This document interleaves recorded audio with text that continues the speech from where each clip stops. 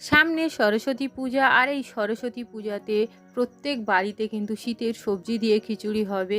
আর শীতকালে এক আধবার খিচুড়ি না হলে হয়? তো সেই খিচুড়ি যদি এরকমই হয় তাহলে তো জাস্ট জমে যাবে। তো কিভাবে এই সুন্দর খিচুড়ি বানাচ্ছি সেটা দেখে নেওয়া যাক। প্রথমে গাজর এইভাবে টুকরো করে নিয়েছি, আলু টুকরো টুকরো করে নিয়েছি, আর ফুলকপি, বিনস, শুঁটি আর কাঁচা লঙ্কা চেরা। এরপর এগুলো আমি সাইডে সরিয়ে রাখবো। এরপর আমি গোবিন্দভোগ চাল আমি এখানে 250 গ্রাম নিয়েছি। এটা জল দিয়ে ভালো করে ধুয়ে পরিষ্কার করে নেব। ধুয়ে পরিষ্কার করে নেওয়া হয়ে গেছে। এরপর আমি ডালটা নিয়ে নেব। ডাল আমি এখানে দু রকমের ডাল, মুগ ডাল 1 কাপ, আর এই কাপ মেপে কিন্তু আমি চাল নিয়েছিলাম 2 কাপ। তো সেই জন্য মুসুর ডালও নেব 1 কাপ, তার মানে চাল ডাল সমপরিমাণ। তারপর জল দিয়ে ভালো করে এটাও ধুয়ে নেব। ধুয়ে নেওয়া হয়ে গেলে এটা আমি সাইডে সরিয়ে রাখবো। তারপর গ্যাস অন করে কড়াই বসিয়ে দেব।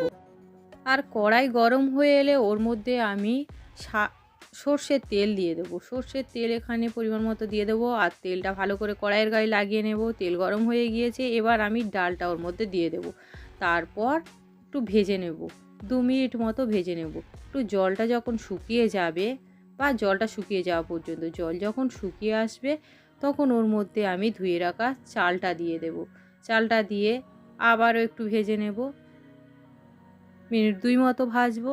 ভাজা হয়ে গেলে দেখতেই পেলেন যখন চালটাও যখন জল শুকিয়ে আসবে তখন এটা আমি কড়া থেকে একটা হাঁড়িতে ট্রান্সফার করে নেব বা ঢেলে নেব। তো চাল ডাল আমার ভাজা হয়ে গিয়েছে, আমি এটা হাঁড়িতে ঢেলে নিচ্ছি। ঢেলে নেওয়া হয়ে গেলে ওর মধ্যে আমি জল দিয়ে দেবো পরিমাণ মতো। খিচুড়ি একটু বেশি জল হলেও কোনো অসুবিধা হবে না। আমি আন্দাজ মতো দিয়েছি, আরও লাগলে দেবো। তো এরপর একটু মিশিয়ে ঢাকা বন্ধ করে আমি এটা ফুটতে দেব। আর কড়াই বসিয়ে দিয়েছি। কড়াইয়ে আমি সবজিগুলো এবার ভেজে নেব।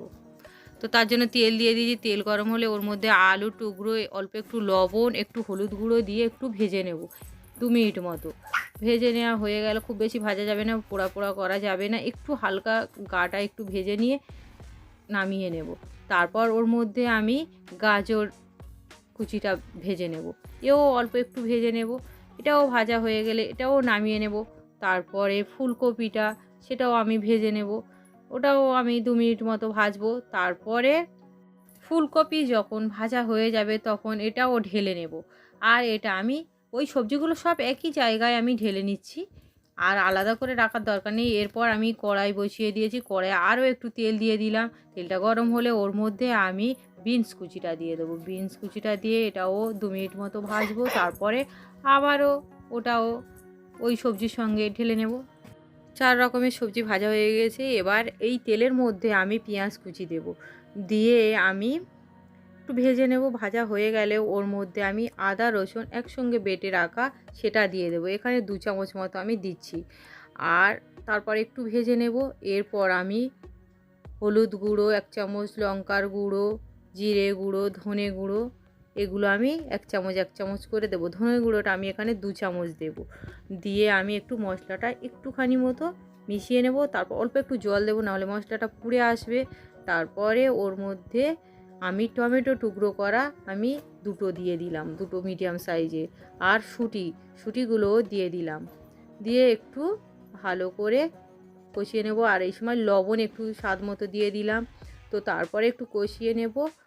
কষানো হয়ে গিয়েছে, এবার এটা আমি খিচুড়ির মধ্যে দেব। খিচুড়িটা দেখতেই পেলেন আমার ভাত আর মানে ডাল আর চালটা ফুটে গিয়েছে। এবার ওর মধ্যে আমি ভেজে রাখা সবজিগুলো দিয়ে দেব।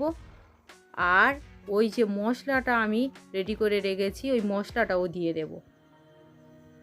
তারপর ভালো করে মিশিয়ে নেব। এক্সট্রা কিন্তু কোনো আর হলুদ কাঁচা এতে দেওয়ার দরকার নেই।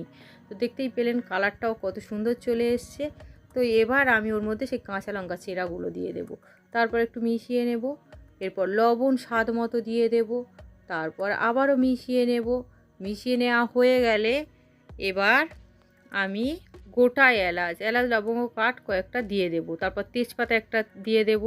দিয়ে আমি এখানে একটু জল দিয়েছি, জল লাগবে নাহলে শুকনো হয়ে আসছে। তো এবার আমি এইভাবে বানাতে থাকবো। আর এই ফাঁকে আমি বেগুনটা ভেজে, বেগুনের মধ্যে লবণ, হলুদ আর লঙ্কার গুঁড়ো মিশিয়ে নেওয়া কড়াইয়ে বসিয়ে দিয়েছি। ওর মধ্যে সর্ষের তেল দিয়ে দিলাম। তেল গরম হয়ে গিয়েছে, এর মধ্যে আমি বেগুন পিসগুলো দিয়ে দেব। দিয়ে একটু উল্টে পাল্টে নেব।